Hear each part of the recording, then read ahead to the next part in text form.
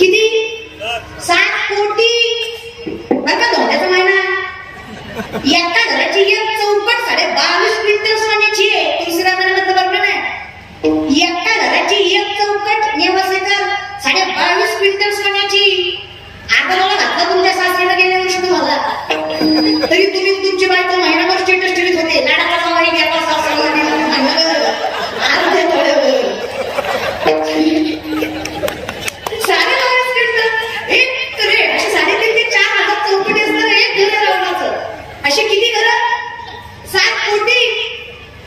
अहो 16 पैसे ऐका सत्ता 80,000 बायका 1 लाख पोरं 1.25 लाख नातू नवग्राच्या पायद्या पुणे रात्रीला गाढवळी गजानन सगळी करी बाळांपण ही सत्ता रावणाची. तरी रामाच्या चरणावर मस्तक ठेवल्याशिवाय मोक्ष आणि समाधान नाही हे सत्य वारकरी सांगतात. टाळ्या वाजवत आहे पण उपकार केल्यासारखे वाजवत. तुमची टाळी कशी नाही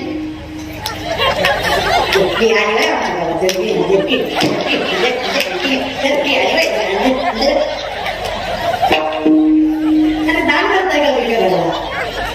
तुमचं म्हणजे कसं माहितीये का 30,000 लोकांची पंगत आहे का पट्ट्याने घातली म्हणजे काय दान सुरू व्यक्ती म्हणतो काय मन मोठं काय विचार होतं. 30,000 लोक खाऊ घातली. शेजारपणाला ताई लग्नावर होतं काय चांगल्या लोकांना खाऊ नाही घातली म्हणून कशामुळे खाऊ घातली ती मला इलेक्शन जवळ आलंय म्हणून तिथे असं नाही तो खाऊ घालतो हे बघा त्याची तरी मान तरी ठेवा.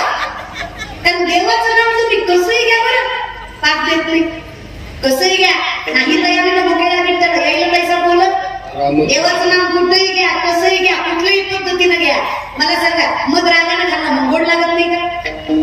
लागतं नाही. काय केलं म्हणजे बोलचाल कर तुम्हाला असं वाटतंय मी फसवतोय. तुमचं कसं झालंय एक माणूस एसटीत चढला खाली उतरला मोठ्या मोठ्यानं हसायला लागला. शेजारच्यानं सहज विचारलं एवढा का हसला तिळला पट्ट्यानं कंडक्टरला फसवला. कसं काय फसवलं? तिकीट काढलं गेलंच नाही.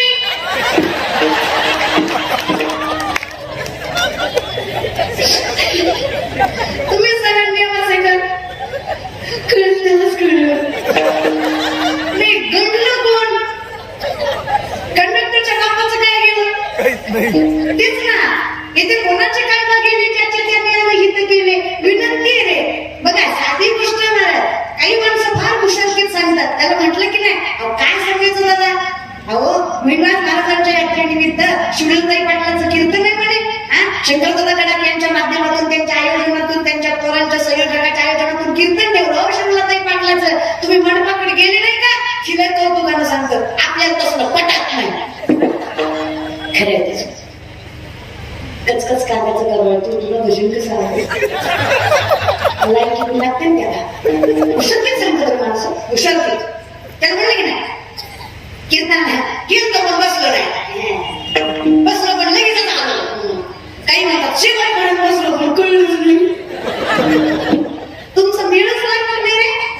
तुमचे पाय कीर्तनाकडे वळत नाही. तुम्हाला कीर्तनात बसवत नाही. तुमचं मन कीर्तनात लागत नाही किंवा काहीतरी बाहेरचं काम तुम्हाला कीर्तन ऐकू देत नाही. मायबाप खरंच यात तुमची चूक नाही. माझ्या माऊली स्पष्ट सांगतात तुम्ही केलेलं पाप तुम्हाला या पवित्र स्थानावर बसू देत नाही. हे सगळ्यात मी बोलत नाही बरं नामाची मोठा तो नर पापी आहे आणि मी भावया न पावे कोणी तुका म्हणे नाड पाप ठाके हिताच्या आड होय तिथं पाप आहे.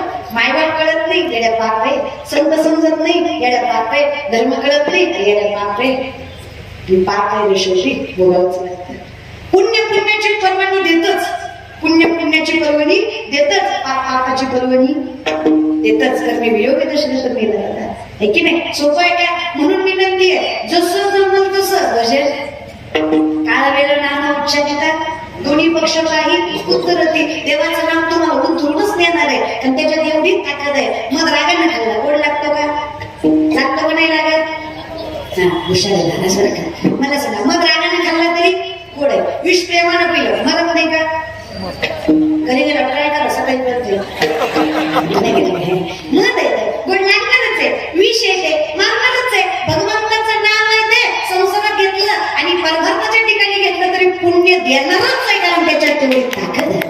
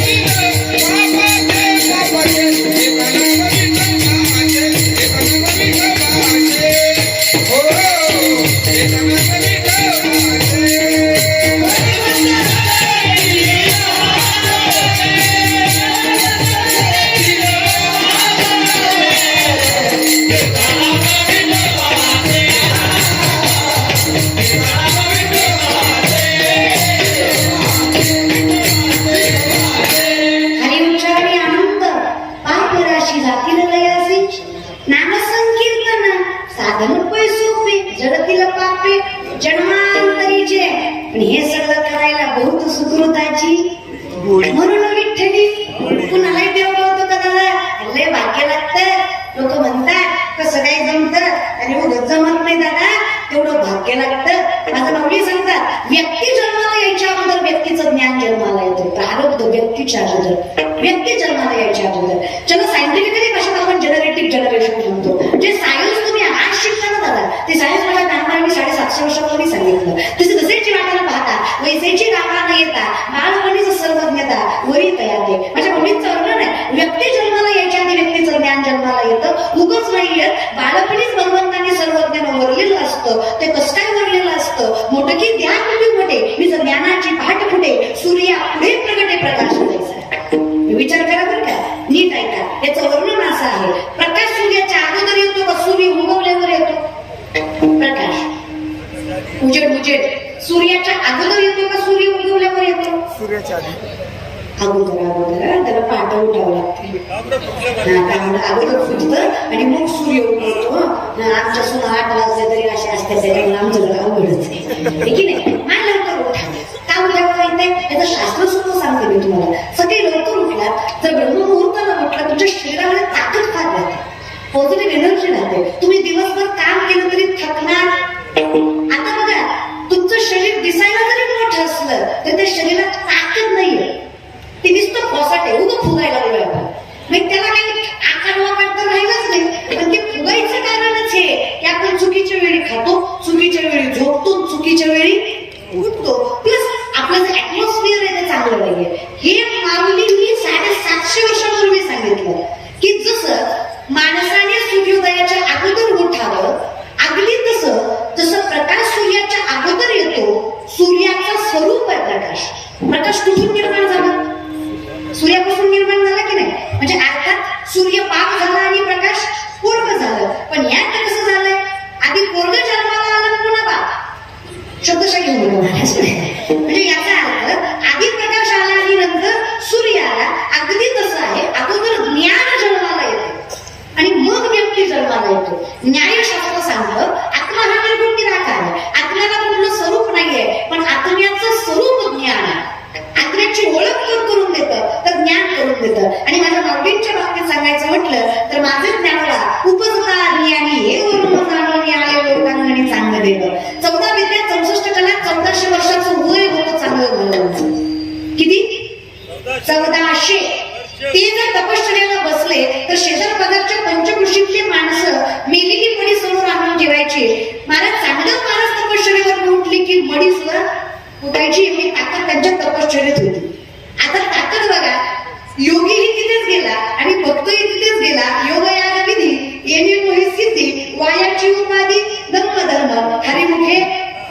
ताकद बघा, 5 वर्षाची मुक्ताई त्यात घेऊन चालली आणि मुक्ताईने म्हणावं ही मडी का बसवलंय? हे म्हणे कसं आहे ना, ते उठले की मडी उठते. ते म्हणले त्याला तपश्चर्याची काय गरज आहे?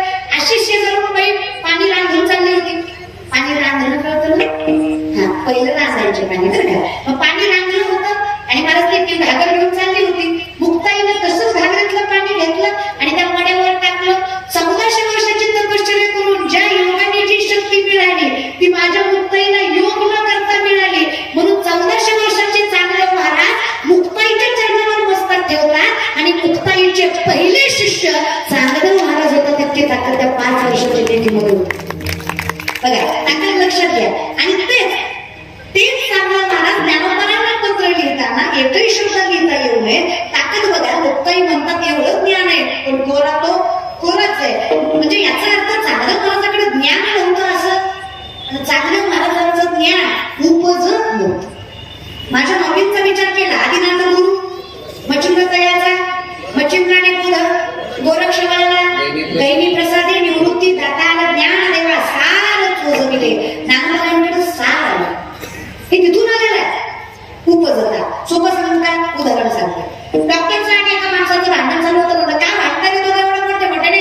डॉक्टर म्हणलं बघा ना ते काही कारण नसताना शिवी देतो इमानू. म्हणलं काय झालं? डॉक्टरला का शिवी देतोय? म्हणलं ते डॉक्टर नाही भांडताय. म्हणलं काय झालं? म्हणलं आयुष्यात ते कधी गोड खाल्लं नाही. ना लाईट म्हणताय माझ्या रिपोर्ट मध्ये शुगर आहे. डॉक्टर म्हणला नाही आहे, नसली ना तर डॉक्टर बी सोडून दिला.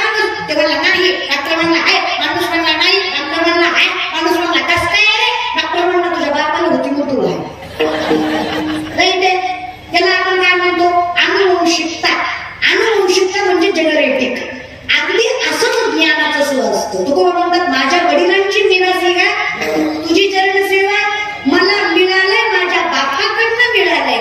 कधीतरी विचार करा, 22-23 वर्षाची पोरगी मी, लय लांब जाऊ नका, 22-23 वर्षाची पोरगी मी, तुमच्या लेकीसारखी लेक आहे, पण फरक आहे ना. फरक काय? माझा बाप माळकरी, माझा आजा माळकरी, माझा पंजा माळकरी, माझ्या पंजाचा पंजा माळकरी.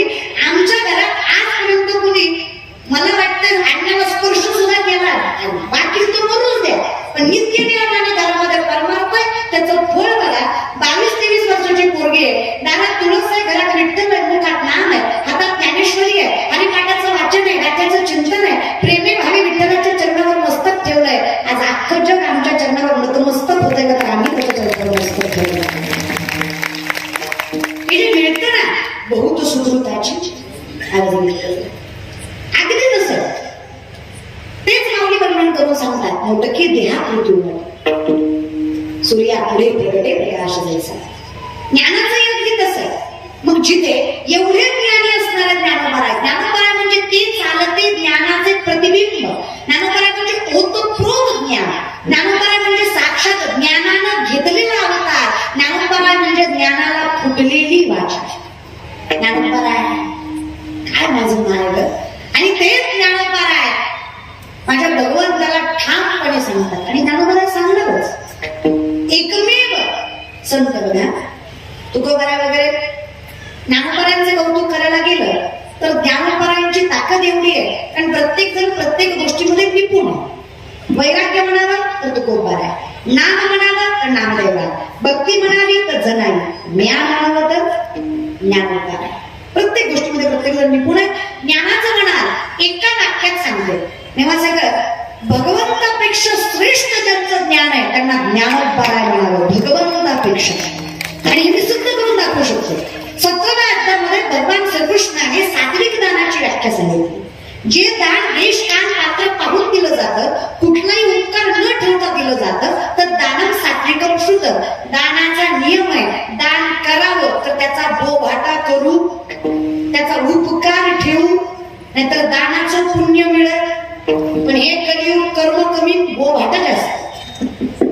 अख्ख्या करोनात किलोवर तांदूळ दिला पण फेसबुक जाम केला. तू दिला कशाला? लोकांना ध्यान सांगायला लागले. कोटीचा बंगला, बंगल्यावर नाव मातृपितृ छाया, त्याच्या घरात गेल्यावर कळलं मातृवाट्यावर, पितृवाट्यावर, छाया खाट्यावर, आग लागत तुझ्या बंगल्याला. तुम्ही तू कशाला? इतका जग आहे ना. हे बघा, लोकांनी चांगलं म्हणावं म्हणून चांगलं वागायचं नसतं. नीट आहे का? लोकांनी चांगलं म्हणावं म्हणून चांगलं वागायचं नाही. चांगलं वागणं आत्म्याला समाधान देतं म्हणून चांगलं वागायचं. हे चांगलं वागण्याची विनंती आहे माझी जगासाठी. असंही काय करत तरी जग, असंही जग चांगलं केलं तरी वाईटच आहे, नाही चांगलं केलं तरी जगाने गुरी बायको केली तरी म्हणतो बापू याला बरी दिली.